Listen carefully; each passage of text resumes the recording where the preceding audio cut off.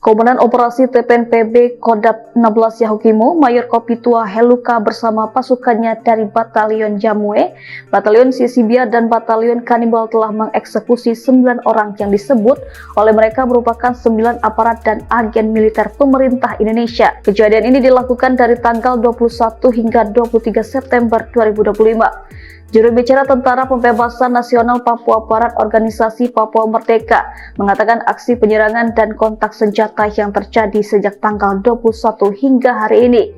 9 orang aparat dan intelijen militer pemerintah Indonesia telah ditembak mati dan luka-luka serta 1 unit senjata kami rampas. Aksi penyerangan tersebut atas perintah Brigjen Elkius Kobak dan Mayor Kopitua Heluka bersama pasukan dari Batalion Sisibia, Kanibal, dan Jamue siap bertanggung jawab atas tewasnya aparat militer Indonesia, perampasan 1 senjata, dan lainnya. TPNPB di 36 Komando Daerah Pertahanan di seluruh tanah Papua dengan tegas menolak semua kebijakan negara kolonial Indonesia di atas tanah Papua dan siap perang merebut kembali kemerdekaan bangsa Papua. TPNPB menegaskan kepada Presiden Prabowo Subianto bahwa perang merebut kembali kemerdekaan bangsa Papua akan terus berlanjut hingga negara Indonesia mengakuinya.